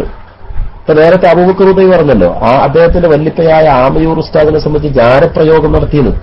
അപ്പൊ ഈ തത്തുല്യമായ പ്രയോഗം ഈ ഉള്ളവരെ സംബന്ധിച്ച് ഇവർ നടത്തിയതിനെ കുറിച്ച് ഞാൻ ഒരിക്കൽ ഈ അടുത്ത് ഇപ്പൊ 2 ആഴ്ച മുമ്പ് ഞാൻ എന്റെ വാപ്പാനോട് വെറുതെ ഞാനങ്ങനെ സംസാരിക്കണ കൂട്ടത്തിൽ പറഞ്ഞുപോയി, ഇന്നെപ്പറ്റി അങ്ങനെ പറഞ്ഞിട്ടുണ്ട്. എന്നാൽ അങ്ങനെ കേട്ടപ്പോ എന്റെ വാപ്പ എന്ന് പറഞ്ഞാൽ എന്റെ വാപ്പ ആയതുകൊണ്ട് പറയില്ല, എന്റെ പിതാവായതുകൊണ്ട് പറയില്ല, അദ്ദേഹം ആയിക്കോട്ടെ ഞാനെന്റെ പിന്നെ അപ്പൊ ഞാനങ്ങനെ ഒറ്റ വാക്കുകൂടി പറഞ്ഞാൽ വൃത്തിയാണ്. പിന്നെ ഇൻഷാ അല്ലാഹ് മൈക്കൊക്കെ അവസരം കിട്ടും, അപ്പൊ ഞാൻ വാക്കി തുടരുന്നതാണ്.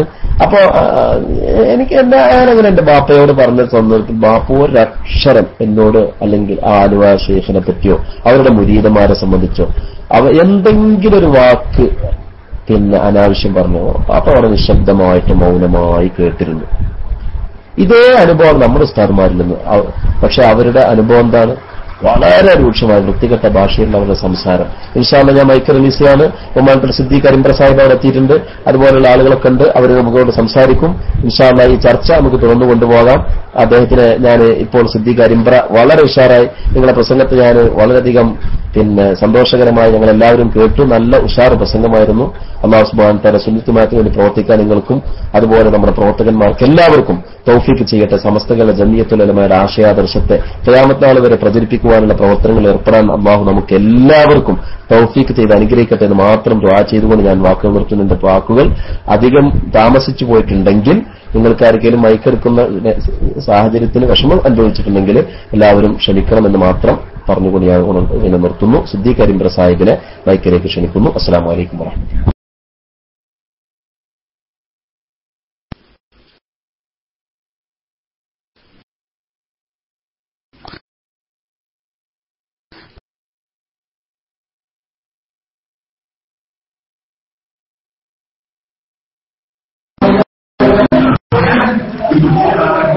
അസ്സലാമു അലൈക്കും വറഹ്മത്തുള്ളാഹി വബറകാതുഹു.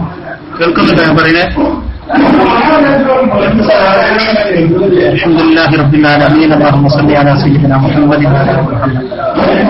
ബഹുമാനപ്പെട്ട ഉസ്താദുമാരെ, സഹപ്രവർത്തകരെ, എന്റെ ശബ്ദം ശ്രവിച്ചുകൊണ്ടിരിക്കുന്ന റേഡിയോ ശ്രോതാക്കളെ, ഞാൻ പെട്ടെന്നിപ്പോ ക്ലാസ് റൂമിൽ അമീർ വിളിച്ച് കയറാൻ വേണ്ടി പറഞ്ഞപ്പോൾ അവിടെ ഒരു വീട്ടിൽ ഭക്ഷണം കഴിച്ചുകൊണ്ടിരിക്കുകയാണ് ഉസ്താദുമാരൊക്കെ. ഏതായിരുന്നാൽ ഇന്നത്തെ ലൈവ് പരിപാടി നമ്മളെ തുടക്കമാണ്. ഇൻഷാ അല്ലാഹ് അതെ, ടൗണിൽ നിന്ന് കുറച്ചർത്ഥം. ഇൻഷാ അല്ലാഹ് സൗണ്ട് ഉണ്ടാവും. ഭക്ഷണം കഴിക്കുന്ന ആളുകൾ പറയുന്നത് ഒന്ന് സൗണ്ട്. നമ്മുടെ പരിപാടിക്ക് തുടക്കം കുറിച്ച് ഇൻഷാ അല്ലാഹ് ഇനി പല ഭാഗങ്ങളിലും നമ്മൾ ആലുവ തരീഖത്തുകാർക്കെതിരെ ആഞ്ഞടിക്കാൻ പോവുകയാണ്. ഇപ്പോ ബഹുമാനപ്പെട്ട എംപികാരി ഉസ്താദ് ഇവിടെ കുറെ കാര്യങ്ങൾ സൂചിപ്പിക്കുന്നുണ്ട്. ഞാൻ പ്രധാനമായിട്ട് മൈക്കെടുത്ത് നേരത്തെ അമീറിനോട് വിളിച്ചു ചോദിച്ചു എന്താ സംഭവിച്ചത്.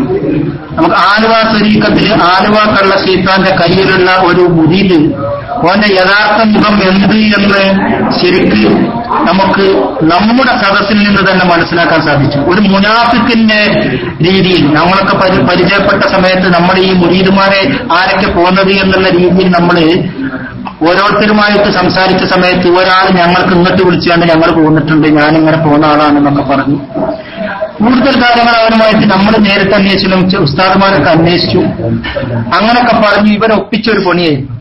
അതുകൊണ്ട് തന്നെ നമ്മുടെ സദസ്സിൽ വന്നുകൊണ്ട് അദ്ദേഹം കയറിയിരിക്കുകയും എന്നിട്ട് അങ്ങനെ സംസാരിക്കുകയും ചെയ്തു. ഇപ്പൊ നമുക്ക് മനസ്സിലാക്കാൻ സാധിച്ചല്ലോ. ഞാൻ എന്റെ സംസാരത്തിന്റെ തുടക്കത്തിൽ തന്നെ പറഞ്ഞു, അബ്ബാസോ പകലുള്ള ആരെങ്കിലും കടലവ തിന്നുകൊണ്ട് അവിടെ നിൽക്കുന്നുണ്ടെങ്കിൽ സ്റ്റേജിന്റെ മുൻഭാഗത്തേക്ക് വന്നിരിക്കാം, എല്ലാ സൗകര്യങ്ങളും ഞങ്ങൾ ചെയ്തു തരാം. പക്ഷെ ഈ രീതിയിൽ സ്റ്റേജിൽ കയറി ആലുവ സുൽത്താനെ പോലും കടത്തിവെട്ടുന്ന രീതിയിൽ ആരിഫ് എന്നുള്ള സുഹൃത്ത് കാര്യം ചെയ്തപ്പോ യഥാർത്ഥത്തിൽ ആലുവ തരീഖത്ത് എന്നുള്ള ഈ പ്രസ്ഥാനം ഒരു മുസൽമാനെ സംബന്ധിച്ചിടത്തോളം സ്വീകരിക്കാൻ പറ്റാത്തതാണ് എന്ന് അവിടെ വെച്ച് ആ ഒരു സദസ്സിൽ തന്നെ അദ്ദേഹം വിളിച്ചു പറഞ്ഞതാണ് നമ്മൾ കേട്ടിട്ടുള്ളത്. അതാണ് അതിലൂടെ നമുക്ക് മനസ്സിലാക്കേണ്ടത്. അതുകൊണ്ട് തന്നെ ഞാൻ കൂടുതൽ പറയുന്നില്ല. ഇൻഷാ അല്ലാഹ് നാളെ നമ്മുടെ ക്ലാസ് റൂമിൽ കാണാം. ഇന്ന് അതുപോലെ തന്നെ മറ്റൊരു കാര്യം, ആലുവ തരീഖത്തുകാരന് വിഷയമില്ല, പറയാനൊന്നുമില്ല. അതുകൊണ്ട് ഭീഷണിയാണ്. ഇപ്പോൾ ശരിക്ക് വീട്ടിക്ക് പോകാൻ കഴിയൂല, അല്ലെങ്കിൽ അങ്ങനെ ആക്കും ഇങ്ങനെ ആക്കും പറഞ്ഞിട്ടുള്ള ഭീഷണിയാണ്. അതുകൊണ്ട് അവരോടൊക്കെ പറയാനുള്ളത്, ഇപ്പോ ജീലാനി ക്ലാസ് റൂമിൽ ഇന്ന തിന്നതിനൊന്നും കുഴപ്പമില്ല, പരമാവധി നിങ്ങൾ തിന്നോടി എത്ര തിന്നാലും നമുക്ക് കുഴപ്പമില്ല. പക്ഷെ ഇൻഷാ അല്ലാഹ് കേരളത്തിന്റെ മണ്ണിൽ, നമ്മുടെ മലപ്പുറത്തിന്റെ മണ്ണിൽ ഇൻഷാ അല്ലാഹ് ആലുവ ശൈഖിനെ പിടിച്ചു കെട്ടാൻ തന്നെ തീരുമാനിച്ചിട്ടുണ്ട്. എവിടെ പരിപാടി ഉണ്ടെങ്കിലും, എവിടെ ആര് പരിപാടി വെച്ചാലും അവിടെ വെച്ച് ക്ലിപ്പിംഗ് സഹിതം ആലുവയിലെ സുൽത്താന്റെ യഥാർത്ഥ മുഖം ഞങ്ങൾ ഇൻഷാ അല്ലാഹ് പൊതുസമൂഹത്തിന് പരിചയപ്പെടുത്തി കൊടുക്കും. ഉസ്താദുമാരൊക്കെ പ്രത്യേകം ദുആ ചെയ്യണം. നമ്മുടെ ഹുദവിമാരും അതുപോലെ തന്നെ മറ്റു ഉസ്താദുമാർക്കൊക്കെ ഇവര് ഭീഷണിയും മറ്റു കാര്യങ്ങളൊക്കെ ഇപ്പം ഇങ്ങനെ പിടിച്ചുകൊണ്ടിരിക്കുക, ശരിക്ക് കൂട്ടുപോകൂല, മറ്റതാക്കും. ശരിക്ക് ആശയം കൊണ്ട് ആശയത്തെ നേരിടാൻ സാധിക്കാത്ത ഒരു ടീമായിട്ട്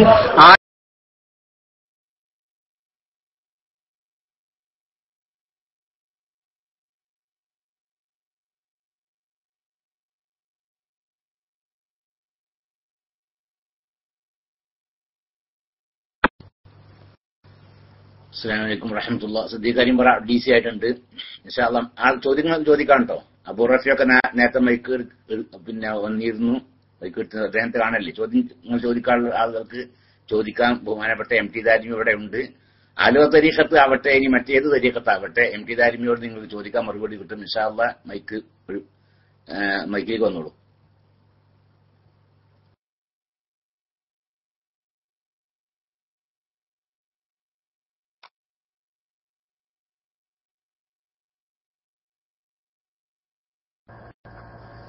ഹലോ, അസ്സലാമു അലൈക്കും. അൽഹംദുലില്ലാ. ശബ്ദം കേൾക്കാവോ? ആ, പിന്നെ ആലുവ ഷെയ്ഖിനെ കുറിച്ച് ഞാൻ പുള്ളിയുടെ ഒരു നാട്ടുകാരെന്ന നിലയ്ക്ക് രണ്ടു വാക്കൊന്ന് പുള്ളിനെ പറ്റി അറിയാവുന്ന കാര്യങ്ങളൊന്ന് പറയാമെന്ന് വിചാരിച്ചാണ്. പുള്ളിയുടെ ചരിത്രം, കുത്തുബുസ്സമാൻ എന്നൊക്കെ പറഞ്ഞ സാധാരണ ജീവിതം ചെറുപ്പം മുതൽ പരിശുദ്ധമായിരിക്കും എന്നുള്ള നമ്മളൊക്കെ മനസ്സിലാക്കിയേക്കണം. ചെറുപ്പം പോലെ ഇപ്പൊ ശബ്ദമാക്കണം. ഹലോ ഇപ്പൊ കേൾക്കാവോ? ആ, അപ്പൊ ഈ ആലുവ സുൽത്താനെ ചെറുപ്പം പോലെ എനിക്കറിയാവുന്ന ആളാണ്, മനസ്സിലായോ? അപ്പോ ഞങ്ങളുടെ നാട്ടുകാരനാണ് പുള്ളി. അപ്പൊ പുള്ളിയുടെ ചെറുപ്പത്തിലെ പുള്ളിയുടെ ചരിത്രം എനിക്ക് കുറച്ച് ഞാൻ പറഞ്ഞുതരാം. പുള്ളി ഏകദേശം പള്ളിയിൽ ഓതിക്കൊണ്ടിരിക്കുമ്പോ എന്റെ ഒരു റിലേഷനുള്ള ഒരാളുടെ കൂടെ പള്ളിയിൽ ഓതിക്കൊണ്ടിരിക്കുന്ന കാലഘട്ടത്തില് ഒളിച്ചോടിയതാണ് പുള്ളി അവിടുന്ന്, മനസ്സിലായോ? ആ കാലഘട്ടത്തിൽ പുള്ളിയുടെ പരിപാടിയൊക്കെ എന്ന് പറഞ്ഞു കഴിഞ്ഞാൽ പൈഞ്ഞാട്ട് വിത്തില് അങ്ങനെ ചെറിയ ചെറിയ കളവുകൾ, പരിപാടികൾ, അങ്ങനെയൊക്കെ ചെറിയ തോതിലൊക്കെ ഉണ്ടായിരുന്നു. അപ്പൊ ഒരു ഷെയ്ഖാകാൻ പോണ ആളെ നോക്കൂ, ഷെയ്ഖ് കുത്തുബുസ്സമാനെ കാണാൻ പോണ ആൾക്കാർ എന്തായാലും ഇതൊക്കെ എനിക്ക് നേരിട്ട് അറിയാവുന്ന കാര്യങ്ങളാണ്, മനസ്സിലായോ? ഒരിക്കലും അങ്ങനെ ഉണ്ടാവൂല. ഈ കുത്തുബുസ്സമാനാണ് ആള് കളവും ഇതൊക്കെ ആയിട്ട് നടക്കല്. എന്നിട്ട് പുള്ളി ഒളിച്ചോടി തിരിച്ചു വന്നപ്പോ പുള്ളി ഭയങ്കര താടിയൊക്കെ നീട്ടി ഒളിച്ചുകൊണ്ടാണ് പിന്നെ വന്നത്. എന്ന് പറഞ്ഞ് ഞാൻ സുൽത്താനാണെന്ന്. അപ്പൊ അങ്ങനെ സുൽത്താനാണെന്ന് ആൾക്കാരെ അങ്ങനെ നാട്ടുകാരൊന്നും ഇപ്പോഴും നാട്ടുകാരുടെ അടുത്തൊന്നും പുള്ളിക്ക് ഒരു ഇത് വിലയില്ല. ഈ പുറത്തുനിന്ന് ദൂരെ സ്ഥലത്തുനിന്ന് വന്ന ആളുകളാണ് പുള്ളീനെ കുത്തുബും സുൽത്താനൊക്കെ ആക്കി നടക്കുന്നത്. അല്ലാതെ നാട്ടുകാരുടെ അടുക്ക് ഒരാൾ പോലും പുള്ളി കുത്തുബാണെന്ന് പറഞ്ഞ് നടപ്പില്ല. വേറെ വിരലിലുണ്ടാവുന്ന ഒന്നോ രണ്ടോ പേര് അവർക്ക് സാമ്പത്തികമായിട്ട് കുറച്ച് നേട്ടങ്ങൾ കിട്ടിയതിന്റെ പേരിൽ മാത്രം പുള്ളി കുത്തുബാണെന്ന് പറഞ്ഞ് നടക്കേണ്ടതെന്നല്ലാതെ സാധാരണ ജനങ്ങളും കുറച്ച് പള്ളിയായിട്ട് ബന്ധപ്പെട്ടോ അല്ലെങ്കിൽ മഹലായിട്ട് ബന്ധപ്പെട്ടോ എടുക്കുന്ന ആളുകളിൽ നിന്നൊന്നും ഒരാൾ പോലും പുള്ളി കുത്തുബാണെന്ന് പറഞ്ഞ് നടപ്പില്ല. കാരണം പുള്ളിയുടെ ചരിത്രം അറിയാം. പുള്ളി പിന്നെ കുറെ വ്യക്തിപരമായിട്ടുള്ള കുറെ കാര്യങ്ങളുണ്ട്. അതൊന്നും ഞാൻ പിന്നെ അങ്ങനെ അധികം പറയണില്ല, കാരണം നമ്മുടെ രക്ഷാകരല്ല. ഏതായാലും ഈ പുള്ളിയുടെ ചെറുപ്പകാലത്തിലെ ചരിത്രം എന്ന് പറഞ്ഞു കഴിഞ്ഞാൽ ഈ കളവും ചെറിയ ചെറിയ കളവ്, വലിയ കളവൊന്നുമല്ല, ഈ ചെറിയ പയ്യക്കെട്ട് ഒക്കെ വിൽക്കുക, അങ്ങനെയൊക്കെയുള്ള പരിപാടികളൊക്കെ നടത്തിക്കൊണ്ടിരുന്ന ആളാണ്. ഓതിക്കൊണ്ടിരുന്നിടത്ത് ഇടയ്ക്ക് വെച്ച് ഒളിച്ചോടിയ ആളാണ്. പുള്ളി ഏറ്റവും മാക്സിമം പോയ പുള്ളി 10 കിതാബ് സ്റ്റാർട്ട് ചെയ്തിട്ടുണ്ടാവില്ല ചിലപ്പോൾ ഓതി. അതിൽ പുള്ളി ഓതിയിട്ടുണ്ടാകുന്നതായാലും 100% ഉറപ്പാണ്. അതിനുള്ള വിവരം പുള്ളിക്കുള്ളൂ. അതൊക്കെ എനിക്ക് നല്ലോണം അറിയാം, കാരണം നമ്മുടെ നാട്ടുകാരൻ ഒക്കെ ആയതുകൊണ്ട് എനിക്ക് ശരിക്കും അറിയാം. അല്ലാതെ എനിക്കറിയാം പുള്ളിനാ ശരിക്കും. അപ്പൊ പുള്ളി ഇപ്പൊ വലിയ പൈസയും കാര്യങ്ങളൊക്കെ ഇപ്പൊ ഒരുപാട് വടക്ക് കൂടുതലും മലപ്പുറം ഏരിയയിൽ നിന്നൊക്കെയാണ് ആളുകൾ വന്നത് പുള്ളിനെ കാണാനായിട്ട്. അവരൊക്കെയാണ് കുത്തുബ് വായിച്ചുകൊണ്ടിരിക്കുന്നത്. അല്ലാതെ പുള്ളി ഒരു കുത്തുബുമല്ല, ഒരു വലിയുമല്ല, ഒരു മണ്ണാങ്കട്ടയില്ല എന്നുള്ള 100% എനിക്ക് നേരിട്ടറിയാവുന്ന പുള്ളിയുടെ സ്വന്തം നാട്ടുകാരനും അയൽവക്കക്കാരനും എന്ന നിലയിൽ എനിക്ക് നല്ലോണം അറിയാം. അപ്പോ ആരെങ്കിലും ഈ സുൽത്താൻ കുത്തുബാണെന്നും പറഞ്ഞിട്ട് നടക്കണ്ടെങ്കിൽ അവരോടൊക്കെ എനിക്ക് പറയാനുള്ളത്, നിങ്ങൾ നിങ്ങളുടെ ഈമാൻ നശിപ്പിക്കേണ്ട ആ പുള്ളിയുടെ കൂടെ കൂടിയിട്ട്.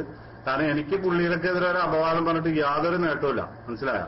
പുള്ളിനെ കുറിച്ച് എനിക്ക് അപവാദം പറഞ്ഞിട്ട് ആവശ്യമില്ലാതെ ഒരു അപവാദം പറഞ്ഞിട്ട് ഒരു കാര്യമില്ല. പക്ഷെ ഞാൻ അറിഞ്ഞൊരു സത്യം പുള്ളിനെ പറ്റി അറിയാവുന്ന, വ്യക്തമായി എനിക്കറിയാവുന്ന പുള്ളിയുടെ ചെറുപ്പം മുതലുള്ള ചരിത്രങ്ങൾ ഓരോന്നും അറിയാവുന്നതുകൊണ്ട് ഞാൻ പറഞ്ഞു മാത്രമേ ഉള്ളൂ. നിങ്ങൾ ആരും ഈ സുൽത്താന്റെ വഞ്ചനയിൽ പെട്ട് ഈമാൻ നശിപ്പിക്കരുത് എന്ന് അഭ്യർത്ഥിച്ചുകൊണ്ട് ഞാൻ മൈക്ക് റിലീസ് ചെയ്യുന്നു. അസ്സലാമു അലൈക്കും വറഹ്മത്തുള്ളാഹി തആല വബറകാതുഹു.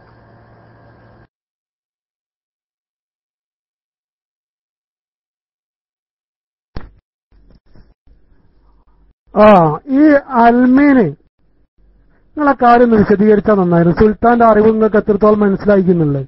2 സിദ്ദീഖ് കരിമ്പ്ര, എന്താണ് ശരിക്കും അവിടെ സംഭവിച്ചത്? ആരിഫിനെ സ്റ്റേജിൽ കൊണ്ടുവന്നിട്ട് എന്റെ സ്റ്റേജിൽ വെച്ച് ആരിഫിന്റെ മനസ്സിന് മാറ്റം വന്നു? കുത്തുബുസ്സമാന്റെ കറാമത്താണോ, അല്ലെങ്കിൽ ആരിഫ് നിങ്ങളെ വഞ്ചിച്ചതാണോ? ആരിഫിനെ കൊണ്ട് വേദിയിൽ തുറന്നു പറയാനുള്ള അവസരം എന്തുകൊണ്ട് കൊടുത്തില്ല? അദ്ദേഹം ഫുള്ളായിട്ട് പറയണ്ടായിരുന്നോ?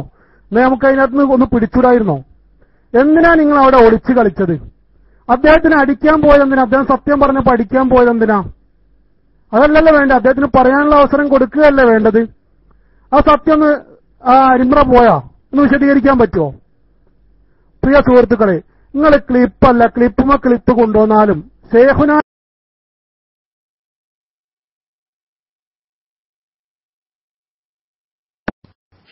ജമാൽക്ക് സർ, നിങ്ങൾക്കൊരു ചോദ്യങ്ങൾ ചോദിച്ചോളൂ. വേണേ നിങ്ങളുടെ ആശയപരമായ വിഷയം ഉണ്ടല്ലോ, അതാണ് ഒരു അടിസ്ഥാന പദമല്ല. അവിടെ എന്താ സംഭവിച്ചെന്ന് സ്ഥിരീകരിക്കുമ്പോൾ വരാൻ അദ്ദേഹം DC ആയിട്ടുണ്ട്.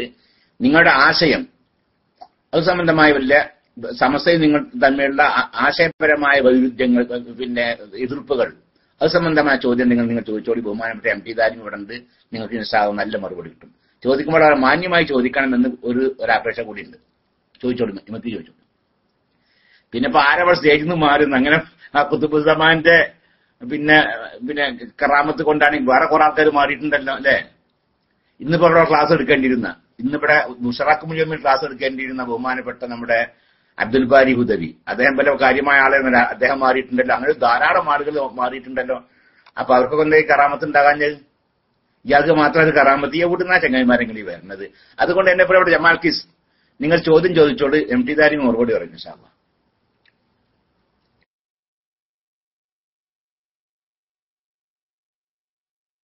ഞാൻ തീർത്തും ചോദിച്ചത്, ഇപ്പൊ ഇവിടെ നടക്കുന്ന ചർച്ച നിങ്ങളുടെ പരസ്യത്തിൽ കാണുന്ന മോങ്ങം ഇന്ന് നടന്ന പരിപാടി വിശകലനാണ്. അവിടെ ഇന്ന് നടന്ന പരിപാടി കൊളായതാണ്. ആരിഫ് എന്ന് പറഞ്ഞൊരു സഹോദരനെ പണം കൊടുത്തോ പണത്തിൽ പ്രചോദിച്ചോ എന്തോ എന്നറിയില്ല, അദ്ദേഹത്തിനെ നിങ്ങൾ സ്റ്റേജിൽ കൊണ്ടുവന്നു. നിങ്ങൾ വളരെ ഗംഭീരത്തോടു കൂടി ക്ഷണിച്ചു, അദ്ദേഹത്തിന് മൈക്ക് കൊടുത്തു. അദ്ദേഹത്തിന്റെ പ്രസംഗമെല്ലാം ശൈഖുനാക്ക് അനുകൂലമായിക്കൊണ്ട് അവിടെ പറയുന്നതെല്ലാം കളവാണ്. 15 വർഷത്തോളമായി ഞാൻ ഇസ്ലാം മതം സ്വീകരിച്ചത് മുതലിച്ച് ഷെയ്ഖ് യൂസുഫ് സുൽത്താൻ ഷാ അൽ ഖാദിരി മഹാനവ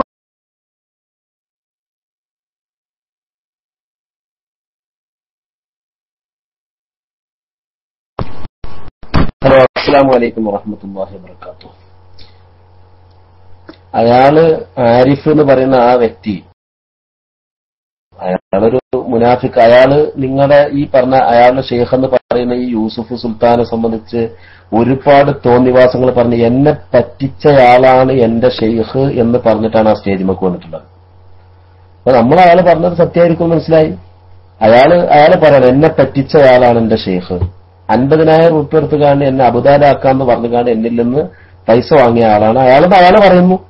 എന്നാ അത് നിങ്ങൾ ജനങ്ങളോട് പറഞ്ഞോളൂ, ഞാൻ പറയാമെന്ന് പറയുന്നു. അങ്ങനെ അയാൾ സ്റ്റേജിലേക്ക് വരുന്നു. സ്റ്റേജിലേക്ക് വന്നിട്ട് പിന്നെ അയാൾ എന്തോ വിളിച്ചു പറയുന്നു. അങ്ങനെ അയാളെ വളരെ മാന്യമായിട്ട്, അയാളൊന്നും നമ്മൾ ആരൊന്നും ചെയ്തിട്ടില്ല, അയാളെ വളരെ മാന്യമായിട്ട് തന്നെ അയാളവിടെ പിന്നെ അവിടുന്ന് ഇറക്കിയിട്ട് അയാൾ നേരത്തെ പറഞ്ഞതിനെതിരായിട്ട് ഇപ്പൊ പറയുന്നു. അതാണോ ഷെയ്ഖുനാന്റെ നിങ്ങളെ കറാമത്ത് എന്ന് പറയുന്നത്? അതാ അതിലെന്ത് കറാമത്താണുള്ളത്? അയാളെ സംബന്ധിച്ച് അയാൾ മുനാഫിക്കാണെന്ന് പറയാം. അയാളെന്ത് പറയുന്നു? അയാൾ അങ്ങനെയല്ല പറയേണ്ടത്. അയാള് ആ സ്റ്റേജ് നമുക്ക് കയറുന്നതിന് മുമ്പ് യൂസുഫ് സുൽത്താനെ കുറ്റം പറയുന്നു. സ്റ്റേജ് നമുക്ക് കയറിയപ്പോ യൂസുഫ് സുൽത്താൻ ആയിരിക്കും. അയാൾക്ക് വട്ടുണ്ട് എന്നല്ലാതെ പിന്നെ അയാൾക്ക് അത് ഷെയ്ഖുനാന്റെ കറാമത്താ. അയാൾ ആളൊരു വട്ടുള്ള ആളാണ്, അയാൾക്ക് എന്തോ സുഖമില്ല, ഭ്രാന്താണെന്ന് മനസ്സിലാക്കാൻ കവിന് വേറെന്താ അതിലെന്താ ഉള്ളത്? അയാള് നമ്മളാരെങ്കിലും അതിനെ നിഷേധിച്ചോ? അയാൾ മൈക്കിയിൽ സംസാരിച്ചത് എന്തൊക്കെ പറഞ്ഞു. ആ പറഞ്ഞത് അങ്ങനെ പറഞ്ഞിട്ടില്ല എന്ന് നമ്മൾ ആരെങ്കിലും പറഞ്ഞിട്ടില്ലല്ലോ. പക്ഷെ അയാളെന്താണ്, അയാൾ ആ മൈക്കിൽ പ്രസംഗിക്കുന്നതിന് മുമ്പ് അയാൾ നിശ്ചിതമായിട്ട് അയാളെ ഷെയ്ഖിനെ കുറ്റം പറയാ ചെയ്തത്. മനസ്സിലായോ? അപ്പൊ അങ്ങനെയാണെങ്കിൽ നിങ്ങളത് മൈക്കിൽ വെച്ച് പ്രസംഗിച്ചോളൂ. ഇപ്പൊ നിങ്ങൾ പറഞ്ഞു പൈസ കൊടുത്ത് പ്രലോഭിച്ചു. എത്ര പൈസ കൊടുത്തു, ആര് കൊടുത്തു, എവിടെ കൊടുത്തു, എങ്ങനെ കൊടുത്തു? വെറുതെ തൊള്ളി നോണേന്ന് പറയാല. അയാൾ സ്വമേധയാ ആ സ്റ്റേജിലേക്ക് വരുന്നു. ഇങ്ങനെ എന്നിൽ നിന്ന് 50,000 രൂപ വാങ്ങിയിട്ട് അബദാലാക്കാൻ വേണ്ടി 50,000 രൂപ വാങ്ങിയ ആളാണ് എന്ന് പറയുന്നു. എങ്കിൽ അങ്ങനെ ഒരു സത്യമുണ്ടെങ്കിൽ ഇയാളുടെ തോന്നിവാസങ്ങൾ ജനങ്ങൾക്ക് മുമ്പിൽ അവതരിപ്പിക്കുവാൻ നിങ്ങൾക്ക് സാധിക്കുമെങ്കിൽ ഞങ്ങൾ മൈക്ക് തരാം, സ്റ്റേജിൽ വെച്ച് മൈക്ക് തരാം, നിങ്ങൾ പറഞ്ഞോളൂ. അങ്ങനെ പറഞ്ഞു. അയാളപ്പോൾ അതിന് നേരെ വിപരീതമായി പറഞ്ഞു. ആ രണ്ടും അത് നിങ്ങളുടെ ഈ ഷെയ്ഖുനാന്റെ കറാമത്ത. അപ്പോൾ ഒരു പക്ഷേ നിങ്ങൾ എന്തെങ്കിലും ഗൂഢാലോചന നടത്തിയിട്ടുണ്ടാവും. നിങ്ങളിങ്ങനെ ഷെയ്ഖുനാന്റെ പേരിൽ എന്ന് പറഞ്ഞാൽ നിങ്ങൾ ഈ പറഞ്ഞ യൂസുഫ് കളരിക്കൽ എന്ന് പറഞ്ഞ ഈ വ്യക്തിക്കെതിരിൽ ശിഷ്യനോട് പറഞ്ഞിട്ടുണ്ടാവും ഇങ്ങനെ നോണ അവരുടെ മുമ്പിൽ പറയുക. എന്നിട്ടാണ് നോണ അത് അങ്ങനെ നോണയായിട്ട് അവിടെ ചെന്നിട്ട് പറഞ്ഞിട്ട് പിന്നീട് എന്ത് ചെയ്യുക, സ്റ്റേജിൽ കയറിയിട്ട് മറ്റൊരു കോലത്തിൽ നോണ പറയുക. ഇങ്ങനെ ആകെ നുണ പറയാൻ വേണ്ടി അയാൾ പറഞ്ഞു കൊടുത്തു എന്നാണോ? നമ്മളൊരിക്കലും നിങ്ങൾ അങ്ങനെ ഗൂഢാലോചന നടത്തിയെന്ന് നമ്മൾ പറയുന്നില്ല. അല്ലെങ്കിൽ അങ്ങനെ ആരിഫ് എന്ന വ്യക്തിക്ക് ആലുവയിൽ നിന്ന് കുറച്ച് പണം കൊടുത്തുകൊണ്ട് പറഞ്ഞയച്ചു എന്ന് നമ്മൾ പറയുന്നില്ല. കാരണം അതൊക്കെ അജ്ഞാതമായ വിഷയങ്ങളാണ്. നമ്മളങ്ങനെ ഒരു വ്യക്തിക്കെതിരിൽ അറിയാത്ത കാര്യങ്ങൾ ആരോപിക്കുക എന്നുള്ളത് നമ്മുടെ ശൈലിയല്ല. അപ്പൊ അതുകൊണ്ട് തന്നെ ജമാൽ കിസ പറഞ്ഞതൊന്നും ശരിയല്ല. അങ്ങനെ പണം കൊടുത്ത് പ്രലോഭിച്ചു എന്നൊന്നും വെറുതെ ആവശ്യമില്ലാതെ അനാവശ്യമായിട്ട് ഒരാളെ കുറിച്ച് ആരോപണം ഉന്നയിക്കരുത്. അത് നിങ്ങൾക്ക് ഒരു തെരീക്കത്തുണ്ടെന്ന് അവകാശപ്പെടുന്ന നിങ്ങളുടെ മനസ്സിൽ ഒരു തെരീക്കത്തിന്റെ അംശം പോലുമില്ല. തെരീക്കത്തിന്റെ കള്ളത്തെരീക്കത്തിന്റെ ഒരു കള്ളത്തരം മാത്രമാണ് ഇവിടെ ആളുകൾ വിലയിരുത്തിയിട്ടുള്ളത് എന്ന് നിങ്ങൾ ഓർമ്മപ്പെടുത്തുകയാണ്. മൈക്ക് റൈസ് ചെയ്യുന്നു. അങ്ങനെയെങ്കിൽ എന്തുകൊണ്ട് അദ്ദേഹത്തിന് പരിപൂർണമായി പറയാനുള്ള അവസരങ്ങൾ കൊടുത്തില്ല? അദ്ദേഹം വിശദീകരിക്കട്ടായിരുന്നല്ലോ.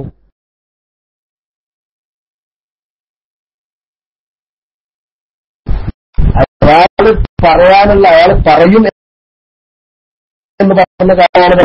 അയാൾ പറയും എന്ന് പറഞ്ഞ കാര്യമല്ല അയാൾ പറയുന്നത്. അപ്പൊ അതിനെന്താ തെളിവ് എന്നായിരിക്കും? അവിടെ സ്വാഗത പ്രസംഗം മുതൽക്ക് അയാളെ പ്രസംഗം വരേക്കും അയാളുടെ കാര്യം അവിടെ പറഞ്ഞിട്ടുണ്ട്. ഇയാൾ ഇവിടെ സ്റ്റേജിൽ ഇരിക്കുന്നത് ഇന്നാലിന്ന കാരണം പറഞ്ഞിട്ടാണ് എന്ന് അയാളെ കുറിച്ച് പറയുന്നുണ്ട്. എന്നാൽ അയാളുടെ പ്രസംഗത്തിലോ അല്ലെങ്കിൽ ആ പ്രസംഗത്തിന് മുമ്പ് ഞാൻ അങ്ങനെ പറഞ്ഞിട്ടില്ല എന്ന് പറഞ്ഞിട്ടില്ലല്ലോ.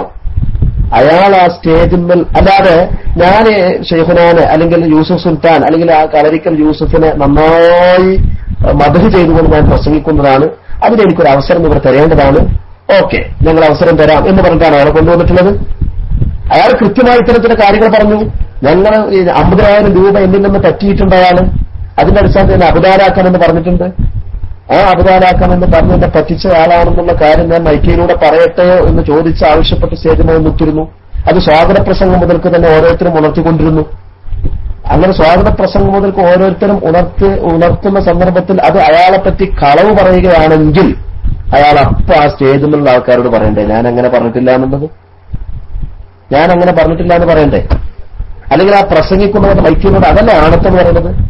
എന്നെക്കുറിച്ച് ഞാൻ പറയാത്തൊരു കാര്യം മൈക്കിലൂടെ ഒരാൾ എന്നെ ഇരുത്തിക്കൊണ്ട് പറയുമ്പോൾ ഞാൻ എന്താ ചെയ്യേണ്ടത്? ഞാൻ എഴുന്നേറ്റുകൊണ്ട് പറയേണ്ടത് ഞാൻ അങ്ങനെ പറഞ്ഞിട്ടില്ല.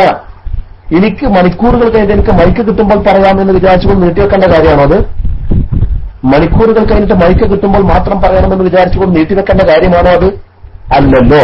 അപ്പൊ യഥാർത്ഥത്തിൽ അയാളത് പറഞ്ഞിട്ടുണ്ട്. അതിന് വ്യക്തമായ നമ്മളെല്ലാവരും ഇവിടെ ലൈവിൽ കേട്ടതാണ്, ബൈലക്സിൽ കേട്ടതാണ്.